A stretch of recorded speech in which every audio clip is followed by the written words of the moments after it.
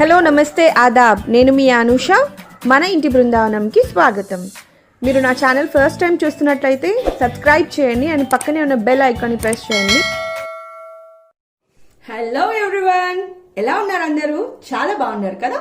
So ఈరోజు మనం సపోటాతో ice cream ఎలా చేయాలో తెలుసుకుందాం. సో ఈరోజు మన స్పెషల్ సపోటా ఐస్ క్రీమ్. సో దానికి కావాల్సిన పదార్థాలు చూసేద్దామా. సో ఇక్కడ మనం ఒక 10 సపోటాలు తీసుకున్నాము. సో తొక్క తీసేసి ఒలుచుకొని పెట్టుకున్నాం. అండ్ ఒక స్పూన్, దీంతో ఒక టేబుల్ స్పూన్ కార్న్ఫ్లోర్ పౌడర్. మనం షుగర్ ఒక 1 or 2 స్పూన్స్ యూస్ చేస్తామండి షుగర్. అండ్ బాదం, జీడిపప్పు, హనీ. సో యాక్చువల్లీ మీకు కావాలి అనుకుంటే షుగర్ బదులు కంప్లీట్గా హనీ యూజ్ చేయొచ్చు, లేదా డేట్స్ కూడా యూజ్ చేయొచ్చు అండి, ఖజూరా. సో దాంతో షుగర్ని మనం అవాయిడ్ చేసి డేట్స్ అండ్ హనీతో మనం న్యాచురల్గా స్వీట్నెస్ తెచ్చుకోవచ్చు. అండ్ ఇంకోటి వెనిలా ఎసెన్స్. ఓకే, సో ఇంకొకటి ఇక్కడ నేను 1/2 లీటర్ మిల్క్ తీసుకున్నాను. 1/2 లీటర్ మిల్క్ తీసుకున్నాను అండ్ కొంచెం మిల్క్ సెపరేట్గా ఇక్కడ పెట్టుకున్నాను. ఎందుకంటే మనం ఇక్కడ కార్న్ఫ్లోర్లో మిల్క్తో మిక్స్ చేయాల్సింది ఉంటుంది. సో వెళ్ళిపోతామా వీడియోలోకి. ఇక్కడ నేను చూసాను కదా, సో యాక్చువల్లీ పాలు ఆల్రెడీ బాయిల్ చేసి ఉంచారండి. సో త్వరగా అయిపోతుందని. సో ఇది కొంచెం మరగనిద్దాం. సో దానిలోపు మనం ఇక్కడ కార్న్ఫ్లోర్ పౌడర్ ఉంది కదా, సో దీంట్లో మనం మిల్క్తో కార్న్ఫ్లోర్ పౌడర్ని మిక్స్ చేసేసుకుందాం.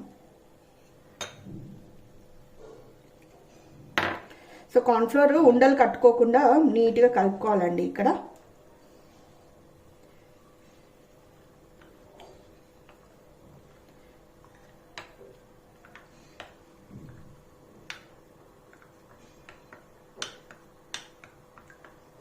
అండ్ ఇక్కడ మనం ఒక స్పూన్ కార్న్ఫ్లోర్ పౌడర్ తీసుకున్నాము అండ్ మిల్క్ తీసుకున్నాము.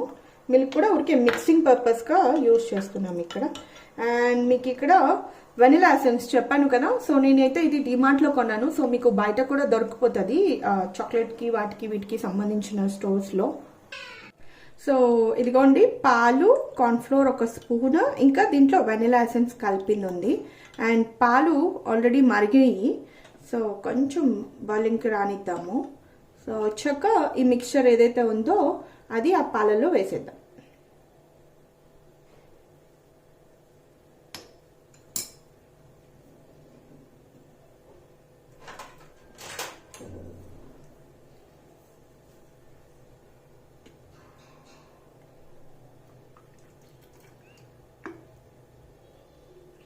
ఐస్ క్రీమ్ థిక్నెస్ బాగుండాలి అంటే ఫుల్ క్రీమ్ మిల్క్ కూడా ఇక్కడ యూజ్ చేసుకోవచ్చు అండి మీరు. నేనైతే నార్మల్ మిల్కే యూజ్ చేస్తున్నాను.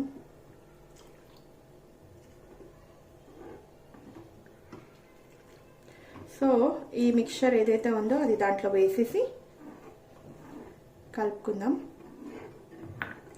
సో ఇది కింద అడుగు అంటకుండా మిక్స్ చేసుకోవాలండి.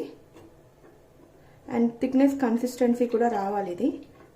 సో మనం కార్న్ఫ్లోర్ పౌడర్ వేసాం కాబట్టి బైండ్ అవుతుంది అది. సో బైండ్ అయ్యి కన్సిస్టెన్సీ వస్తుంది.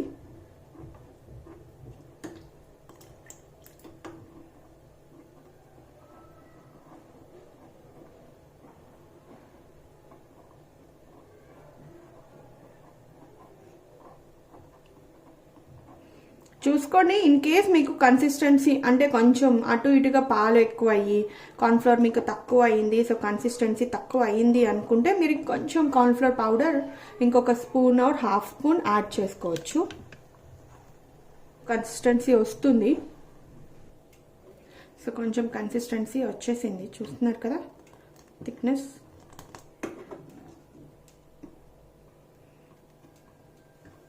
ఇక్కడ మీకు ఆప్షనల్ అండి, షుగర్ కావాలి అనుకుంటే షుగర్ ఇట్లన్నా వేసుకోవచ్చు, లేదా పౌడర్ కూడా చేసుకోవచ్చు. ఈజీగా పౌడర్ రెడీగా ఉంటే తొందరగా డిజాల్వ్ అవడానికి ఉంటుంది. సో నేను కొంచెం షుగర్ వేసాను, ఒక 2 స్పూన్స్. నేను చెప్పాను కదా మీకు ఇక్కడ షుగర్ బదులు మీరు డేట్స్ కూడా యూజ్ చేసుకోవచ్చు, అంటే ఖజూరా కూడా యూజ్ చేసుకోవచ్చు దీని బదులు.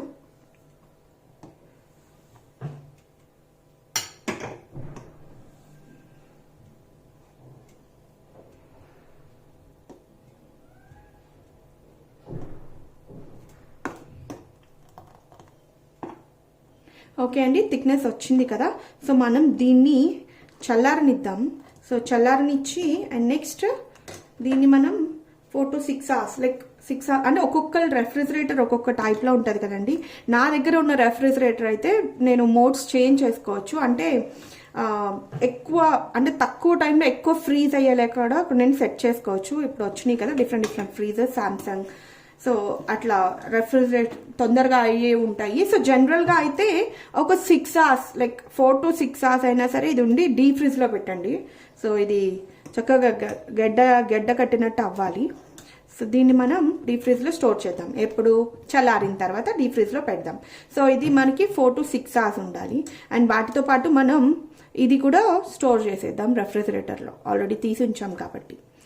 అండ్ మీకు సింపుల్గా ఈజీగా అయిపోవాలంటే నైట్ టైం చేసేసుకొని ఫ్రిడ్జ్లో పెట్టేసుకున్నారనుకోండి, మార్నింగ్కి ఐస్ క్రీమ్ రెడీ అయిపోవచ్చు. ఎందుకంటే తర్వాత మళ్ళీ ఇది రెఫ్రిజిరేట్ చేసిన తర్వాత తీసిన తర్వాత ఇంకొంచెం ప్రాసెస్ ఉందండి. సో మిక్సీ పట్టేది ఉంటుంది.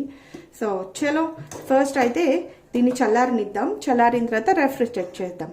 సో 6 hours తర్వాత కలుద్దామా?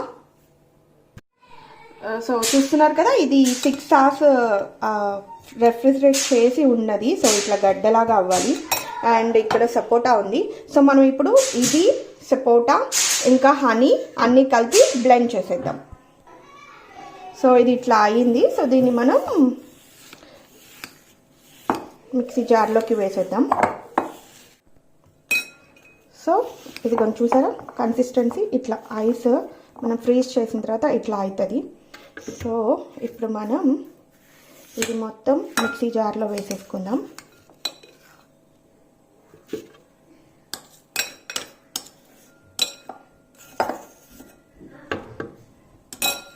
అండ్ ఇక్కడ మనం తీసుకున్న సపోటాలు కూడా వేసేద్దాం.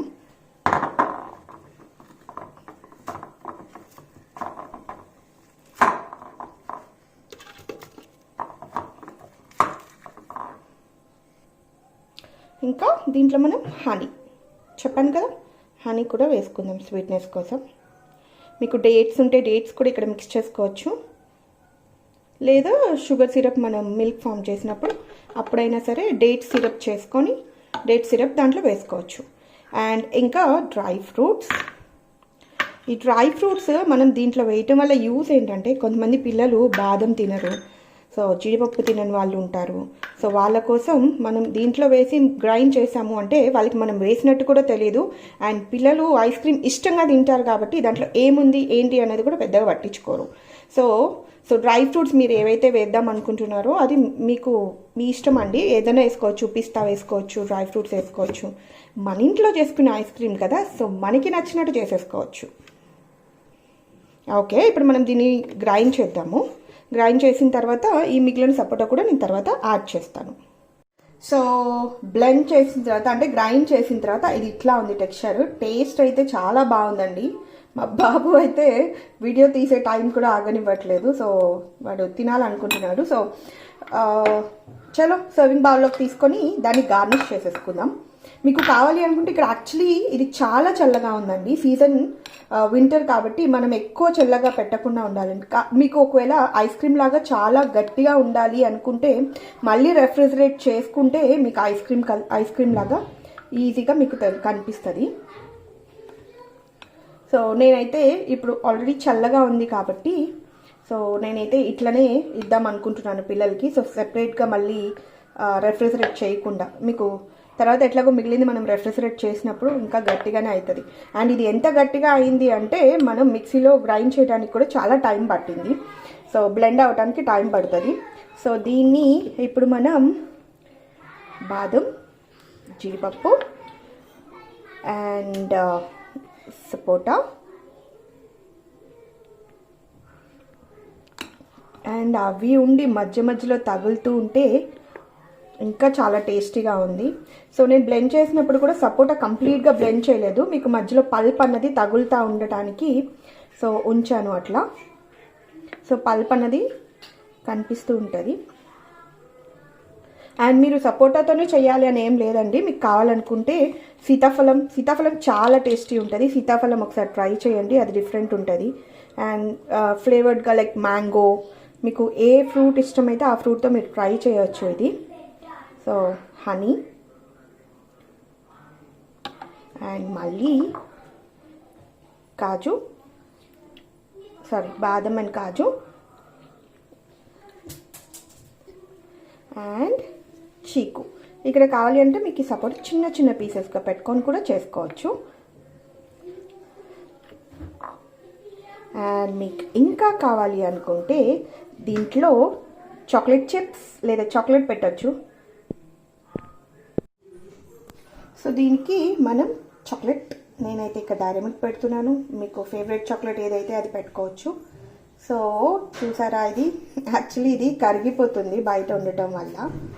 ఐస్ క్రీమ్ కరిగిపోతుంది కదా. సో ఇదండి, నేనైతే ఇక్కడ డైరీ మిల్క్ పెట్టాను. మీకు కావాల్సిన మీ ఫేవరెట్ చాక్లెట్ ఏదైతే ఉందో చాక్లెట్ చిప్స్ వేసుకోవచ్చు, స్నిక్కర్స్ వేసుకోవచ్చు, మీకు ఏది కావాలంటే అది వేసుకోవచ్చు. సో చూసారు కదా. సో ఇదండి ఇవాళ recipe, sapota ice cream.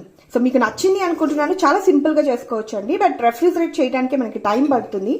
And winter కాబట్టి పిల్లలు కొంచెం జాగ్రత్తగా ఐస్ క్రీమ్ అంటూ ఉంటారు కాబట్టి బయట నుంచి కాకుండా మనం ఇంట్లోనే స్పెషల్గా చేసుకొని వాళ్ళు ఏవైతే తినరో, సో డేట్స్ అని, డ్రై ఫ్రూట్స్ అని, ఇట్లా డిఫరెంట్ వాళ్ళు ఏదైతే తినరో అవన్నీ మనం యాడ్ చేసుకొని ఇంట్లోనే ఐస్ క్రీమ్ ఇంత సింపుల్గా చేసేసుకోవచ్చు. సో చాలా మీకు నచ్చింది అనుకుంటున్నాను ఈ వీడియో. సో ప్లీజ్ లైక్ చేయండి, షేర్ చేయండి అండ్ సబ్స్క్రైబ్ చేయండి. మన ఇంటి బృందావని చూస్తూ ఉండండి. Thank you so much for watching. Signing off yours Anusha. Bye అండి, టేక్ కేర్.